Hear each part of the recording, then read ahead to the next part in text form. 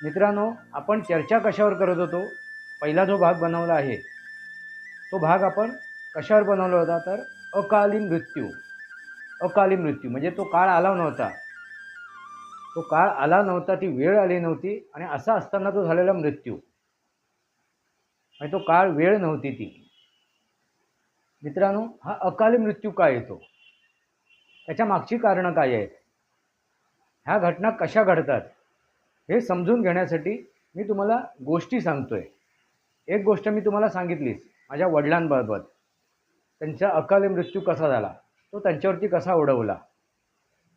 मित्रांनो, आता मी दुसरी गोष्ट तुम्हाला सांगतोय, जी गोष्ट मी अर्धवट सोडली होती माझ्या एका मित्राची.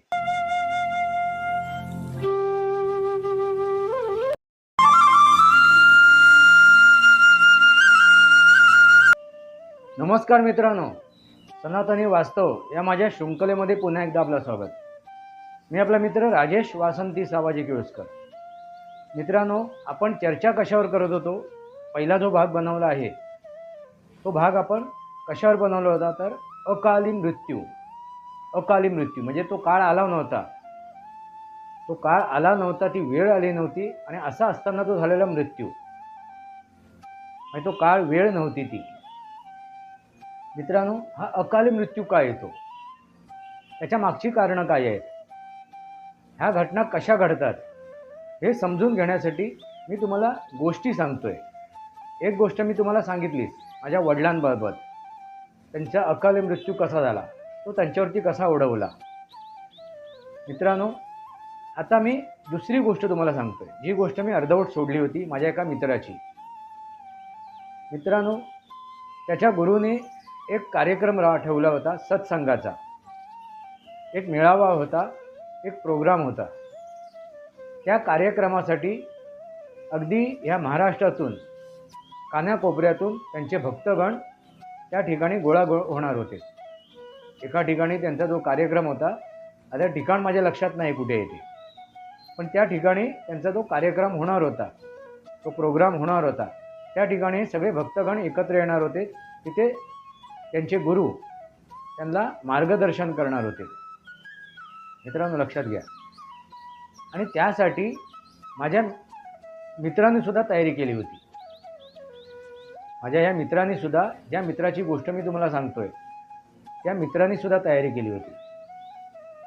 मित्रांनो, तो माझा जो मित्र आहे, म्हणजे होता, आता नाही आहे, त्याच्या आयुष्यात उलतापालती घडल्या होत्या. अनेक प्रसंग आले होते आणि त्याचवेळी त्याच्या अगोदरच त्याच्या आयुष्याला एक स्थिरता आली होती. आणि त्यावेळीचा हा प्रसंग आहे. आता कुठून आपण थांबलो होतो, तिथून आपण सुरुवात करूया. तो माझा मित्र त्यावेळी त्या कार्यक्रमाला निघाला आणि तो निघाला त्यावेळी त्याने आपल्या गुरुची आज्ञा उल्लंघन केलं. आणि त्या गुरुनी सांगितलं होतं, आणि त्यावेळी तो तिथे उपस्थित सुद्धा होता, की कोणीही आपल्या वैयक्तिक, आपल्या स्वतःच्या गाडीने येऊ नये. तुम्ही आलात तर सार्वजनिक वाहनातून या किंवा एकत्र मिळून या,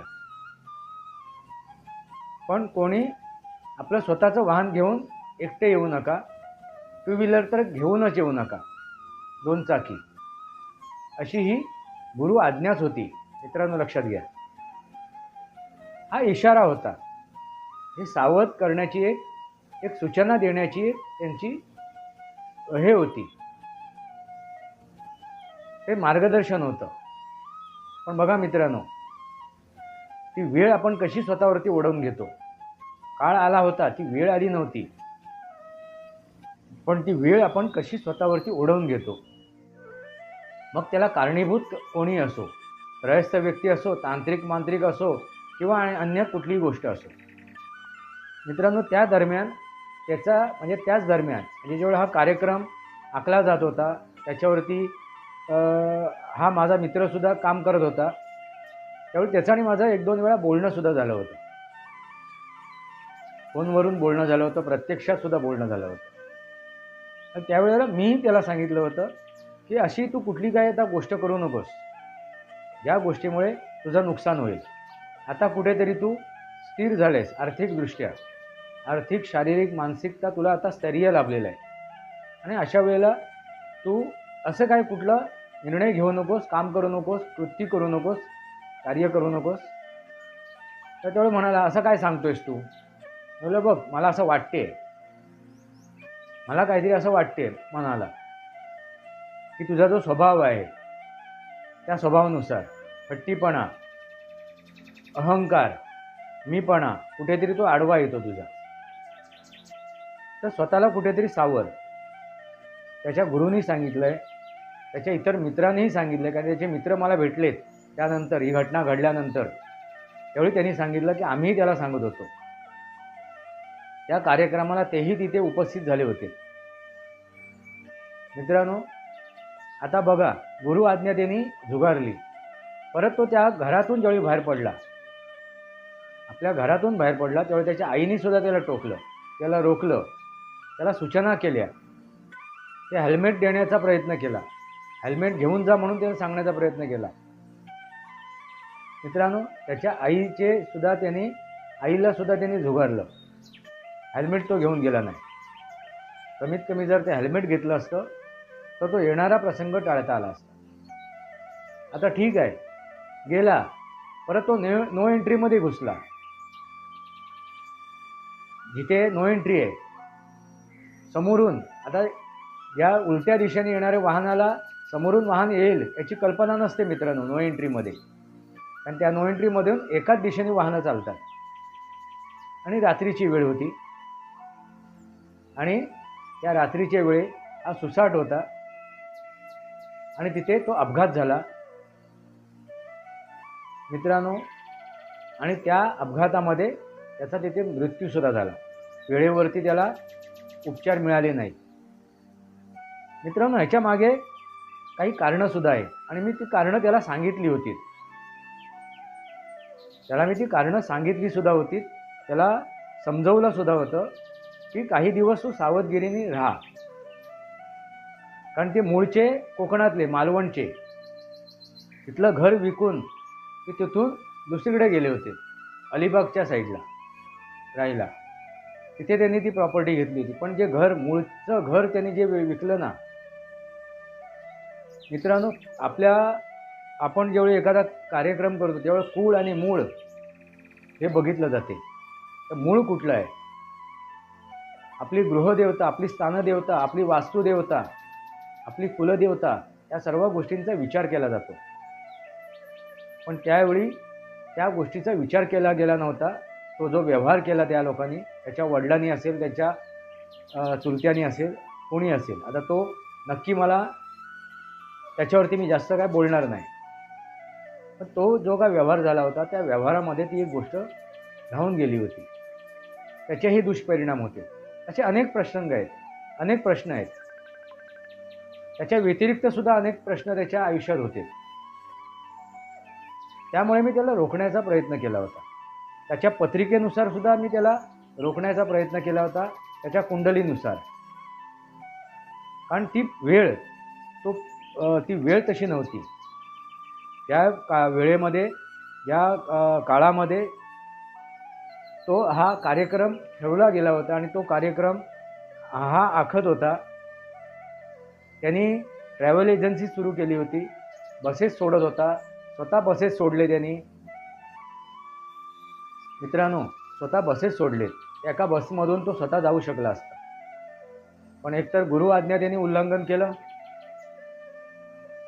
परत त्यांनी सांगितलेल्या मित्रांचे जे काय, त्याच्या मित्रांनी सांगितलेलं त्याच्या गोष्टीला उल्लंघन केलं. आईच्या शब्दाचं उल्लंघन केलं. मी त्याला सावधगिरी घ्यायला सांगितली होती, तेही त्याने ऐकलं नाही. त्याची प्रचितीही त्याला आली होती. मी जे त्याला सांगत होतो त्यावेळेला, मी जेव्हा त्याला समजवत होतो त्यावेळेला. मित्रांनो, म्हणजे बघा काय वेळ असते, काय स्थिती असते, काय परिस्थिती असते. माणूस हा बैल मुझे मार, हा बैल मुझे मार. काळ आला असतो, पण ती वेळ आली नसते. पण ती वेळ आम्ही स्वतःवरती ओढवून घेतली. मित्रांनो, लक्षात घ्या काय झालं. आणि त्या परिस्थितीमध्ये त्या माझ्या मित्राचा, अगदी त्या कुटुंबामधील अशी एकमेव व्यक्ती की खरोखर तो प्रामाणिक होता, मनाने स्वच्छ होता. बाकी काय त्याचे व्यवहार होते तो विषय वेगळा आहे, पण खरोखर अगदी प्रामाणिक होता. कोणाचा लुटून माटून खाणारा नव्हता, लबाड लुच्चा तर मुळीच नव्हता. एवढा मी त्याला ओळखत होतो. असो मित्रांनो, पण शेवटी एवढं चांगला त्याचा स्वभाव, त्याचे गुण असतानासुद्धा त्याचा अहम त्याला आडवा आला. मित्रांनो लक्षात घ्या, थोडासा तो इगोइस्टिक होता, अहंकार होता त्याला. मला जे वाटते ना, मी जो समजतोय, मला सगळं कळते, मला समजते उमजते, हे त्याला भारी पडलं. असो मित्रांनो, तुमच्या लक्षात आलंच असेल, अकाली मृत्यू का ओढवला जातो, कसा ओढवला जातो. एकतर षडविकाराने ग्रस्त असलेल्या व्यक्ती स्वतःवरती ते आपली ही गोष्ट ओढवून घेतो. बाकीचे असतातच आजूबाजूचा, त्याचे आप्त असतात, जे त्याच्यावरती त्याचा द्वेष करत असतात, राग करत असतात, आप्तसुद्धा असतात त्याच्याबरोबर. किंवा हे तांत्रिक मांत्रिकचा सुद्धा विषय असतो. आणि स्वतःचा षडविकार त्याला कारणीभूत ठरतो. आणि त्या षडविकारामधील आणखीन एक विकार म्हणजे सप्तविकार, म्हणजे भीती. मित्रांनो, भीतीसुद्धा या गोष्टीला कारणीभूत ठरते. भीतीसुद्धा लक्षात घ्या. म्हणून ह्या कोरोनामध्ये जी माणसं मेलीत ती मॅक्झिमम माणसं, जास्तीत जास्त माणसं भीतीने गेले. अकाली मृत्यू झालेला आहे बऱ्याच जणांचा, अकाली मृत्यू. मित्रांनो, अकाली मृत्यू होण्याचं कारण सुद्धा काय आहे, तर या पृथ्वीवरचा जो समतोल आहे ना, तो ढासळलेला आहे. आणि निसर्ग अशी काय संधी साधत असतो की आता बस, याचा भार, याचा असमतोलता आपल्याला समतोल आणायचं आहे, साध्य करायचं आहे. त्यामुळे ह्या अशा अकाली मृत्यूसुद्धा घडतात. पण तो मृत्यू आपण टाळू शकतो. मित्रांनो लक्षात घ्या, कारण त्याच्या पत्रिकेनुसार, त्याच्या कुंडलीनुसार हा मृत्यू त्याचा नव्हता. ही महत्त्वाची गोष्ट आहे. मग मृत्यू कसा घडला? मित्रांनो, जसं आपण म्हणतो होत्याचं नव्हतं होते, तसं होत्याचं नव्हत्याचं होतं सुद्धा होऊ शकते. नव्हत्याचं होतं सुद्धा होऊ शकते. त्यावरती मी तुम्हाला गोष्ट सांगणार आहे, काही उदाहरणं तुम्हाला सांगणार आहे, पण ते पुढच्या भागात सांगेन. दुसरं एक गोष्ट तुम्हाला मी सांगतो, माझ्या आजीची गोष्ट तुम्हाला सांगतो. माझ्या आजीबद्दल मी ह्या अगोदर सुद्धा माझं मत मांडलेलं आहे. माझी आजी म्हणजे माझी जीवश्य कंठश्य मैत्रीण, अगदी अतोनात प्रेम आमच्या दोघांवरती, एकमेकांवरती, एकदम जवळची मैत्रीण. माझ्या आयुष्यात अशी व्यक्ती आजही आलेली नाही, यापूर्वी नव्हती आणि त्यानंतरही नाही आहे. ती माझी आजी ती. आणि मित्रांनो, असा काय प्रसंग घडला तिच्या आयुष्यात की तिला हार्टचा, हृदयाचा प्रॉब्लेम झाला, आजार झाला. म्हणून तिला मालवणमध्ये, म्हणजे ती गावीच होती, सिंधुदुर्ग जिल्ह्यातच होती, मालवणमध्ये तिला एका हॉस्पिटलमध्ये ॲडमिट केलं. तिथून तिच्यावरती उपचार करून तिला घरी आणलं. त्यानंतर मी मुंबईला यायला निघालो. त्यावेळी तिला बरोबर घेऊन येणार होतो, सोबत घेऊन येणार होतो. तिला मुंबईला आपल्या मुलींकडे फिरायचं होतं, मुलींकडे जायचं होतं आणि फिरायचं होतं, देवधर्माला फिरायचं होतं, अगदी तीर्थस्थानं फिरायचं होतं. मी म्हणालो ठीक आहे, चल, मी तुला घेऊन जातो, तुझ्या काही इच्छा असतील, आकांक्षा असतील ते पूर्ण कर. पण त्याला आडकाठी घातली गेली, त्याच्यावरती एकदा मी सविस्तर बोलणार नाही. ती वेळ आली तर तोही विषय मी मांडेल. पण आडकाठी आणली गेली. मग तिनेही अगदी मनाच्या विरुद्ध जाऊन जबरदस्तीने रद्द केलं येण्याचं. मीही सामोपचाराने घेतलं, तुला जाऊन दे, ठीक आहे, वादविवाद नको, आणि मी निघालो यायला मुंबईत. आणि त्यावेळेला मी त्या दरम्यान तिला सांगितलं होतं, मी विवाह करतोय, एक मुलगी मला पसंत पडली, तिच्याशी माझी चर्चा झाली आहे, बोलणं झालं आहे, फक्त विवाह नक्की झाल्यानंतर मी तुला कळवेन, मी येईन, तुला घेऊन जाईन, आणि जे काय साखरपुडा, लग्न, विवाह सोहळा जो का असेल त्या सगळ्या गोष्टीला तू उपस्थित असशील. तिला आनंद झाला होता. आपल्या नाथ सुनेला आपल्याला भेटता येईल, आपला नाथ सुनेला भेटता येईल. म्हटलं ठीक आहे, तू जा आता. मग मी निघालो, आलो मुंबईला. आणि त्यानंतर इथे साखरपुडा विवाह माझा नक्की झाल्यानंतर मी इथून गावाला जायला निघालो. पत्रिका छापल्या होत्या. पत्रिका घेऊन मी बोला आता पहिलं कुलदेवतीच्या मंदिरात तिच्या चरणी पत्रिका ठेवीन. मूळ घरी मी पत्रिका ठेवेन. माझ्या आजोळी जाईन. माझ्या आजी त्यावेळी होती, आईची आई, तिलाही पत्रिका देईन, तिच्याही चरणी पत्रिका ठेवेन. असं करून मी एक दिवस आखला आणि निघालो मी. पण मित्रांनो बघा काय परिस्थिती असते. त्यावेळी एस टीचा संप होता आणि त्या एस टीच्या संपामुळे बस प्रवास मला करता आला नाही. पण मी ठरवलं होतं की जायचंच आहे, कारण आजीला भेटायची ओढ होती. आजीला भेटायची ओढ होती म्हणून मी निघालो. मग मी इथे चेंबूरवरून मैत्री पार्कवरून बोला कुठली बस प्रायव्हेट बस मिळते, आणखीन कुठली बस मिळते बघूया, पकडूया आणि निघूया. पण तिथे मला एक ट्रक मिळाला. त्या ट्रकमध्ये मी चढलो हात दाखवून. तो ट्रक रत्नागिरीपर्यंत जाणार होता. बोला ठीक आहे चलो रत्नागिरीपर्यंत जाऊया, तिथून पुढे जाऊया. मग मी त्या ट्रकमध्ये चढून रत्नागिरीपर्यंत पोचलो. मग विचार केला आता रत्नागिरीमध्ये आलो आहे, इथून पुढे वाहन नाही आहे, एस टीचा संप आहे, परत संध्याकाळ झाली आहे. आता रात्री अपरात्री आपण कुठे प्रवास करणार उशिरा, परत काळोख पडला तर. त्यापेक्षा आपण आजोळी जाऊया, कारण माझं आजोळ रत्नागिरी तालुक्यामध्येच, रत्नागिरी जिल्हा रत्नागिरी तालुका. मग तिथून मी माझ्या आजोळी वरवड्या गावी आलो. तुला ठीक आहे चला. पहिल्यांदा मी आजीकडे आलो तर आजीला पहिली पत्रिका देऊ, नंतर दुसरी पत्रिका मी कुलदेवतेच्या मंदिरात ठेवीन, आजीला कुलदेवतेच्या चरणाजवळ ठेवीन, आजीला देईन. असं म्हणून मी ती एक पत्रिका माझ्या आजीला दिली आणि बोललो पहाटे इथून मी निघेन. आणि तसंच मी दुसऱ्या दिवशी पहाटे तिथून निघालो. दर मजल करत मी गावी पोचलो. आणि गावी पोचल्यावर दिसते तर काय काय दिसते मित्रांनो, याच्या पुढची गोष्ट मी तुम्हाला पुढच्या भागात सांगेन. ती काळ, तो वेळ, ती परिस्थिती का निर्माण होते, ती कशी निर्माण होते. मित्रांनो आताच मी नुकता व्हिडिओ बनवला होता, ह्याच विषयावरती बनवत होतो. पण बघा काय गंमत आहे, आवाजच रेकॉर्ड झाला नाही. या पूर्वीचा जो पहिला व्हिडिओ बनवला त्यावेळीसुद्धा अशीच अडचण निर्माण झाली, आवाजच रेकॉर्ड झाला नाही. ते का होते का नाही होते त्याला कारण मला कळत आहेत. मित्रांनो बघा काय परिस्थिती असते ती, आवाजच रेकॉर्ड झाला नाही. असो मित्रांनो, त्याच्यावरती पण मी बोलेन, चर्चा करेन. हा प्रसंग माझ्याबरोबर बऱ्याच वेळा आला आहे व्हिडिओ रेकॉर्डिंग करताना, आवाजच रेकॉर्ड होत नाही. आता इथे तांत्रिक गोष्ट नाही आहे सांगेन तुम्हाला. असो मित्रांनो, लक्षात आलं का. तर यापुढे मी तुम्हाला काय सांगेन आहे, होत्याचं नव्हतं होऊ शकते, तसं नव्हत्याचं होतंही होऊ शकते. त्याच्यावरती एक गोष्ट सांगणार आहे, त्याच्यावरती मी तुम्हाला माहिती देणार आहे. मित्रांनो लक्षात आलं का. पुढचा भाग तुम्ही नक्की बघा आणि तुमच्या लक्षात येईल. अकाली मृत्यू म्हणजे हे का सांगतोय तर तुम्हाला सावध करण्यासाठी, तुम्हाला सावध करण्यासाठी.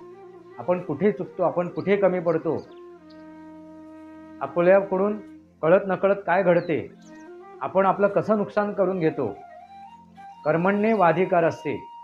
मित्रांनो लक्षात घ्या, कर्म हाच ठरवतो की आपला उद्धार करायचा आहे की आपली अधोगती करायची आहे. तूच आहे तुझ्या जीवनाचा शिल्पकार, झाला मानव या संसारी, आपुला आपण वैरी, आपुला आपण वैरी. आणि तुझं आहे तुझं पाशी, परी जागा चुकलाशी. याचा उल्लेख मी अनेक व्हिडिओमधून केलेला आहे, परत एकदा केला आहे. या तिन्ही गोष्टीचा जर अर्थ तुम्हाला कळला, तुम्हाला कळेल अकाली मृत्यू कसा येतो, किंवा जे आपल्या कर्मात नसते ते सुद्धा आपल्याला मिळते कसं, ते कसं आपण अचीव करू शकतो, ते कसं प्राप्त करू शकतो, तेही तुम्हाला मी सांगेन. म्हणजे कर्मानुसार आपला मृत्यू नव्हता आणि कर्मानुसार ही एखादी गोष्ट नव्हती आपल्या आयुष्यात. म्हणजे मृत्यू नव्हता, तो सुद्धा आला, तो सुद्धा अकाली मृत्यू आला किंवा कर्मात एखादी गोष्ट नव्हती ती सुद्धा आपण साध्य केली. म्हटलं जाते ना मित्रांनो, आपल्या जेवढं भाग्यात आहे तेवढंच मिळते. वेळेच्या अगोदर किंवा वेळेच्या नंतर असं काय मिळत नाही, किंवा आपल्या भाग्यामध्ये आहे तेवढंच मिळते असं जे म्हटलं जाते ते साप चुकीचं आहे. मित्रांनो लक्षात घ्या, ते साप चुकीचं आहे. कारण शेवटी हे कोण ठरवतो, कोण घडवतं, तर आपलं कर्म घडवते, आपली नीती घडवते, आपली नीतिमत्ता घडवते. आता निर्णय तुमच्या हातात आहे. मी तुमच्यासमोर वास्तव ठेवलेलं आहे. आपली नीतिमत्ता कशी असावी, आपली नियत कशी असावी, आपलं कर्म कसं असावं, हे आता तुमच्या हातात आहे. निर्णय तुमच्या हातात आहे.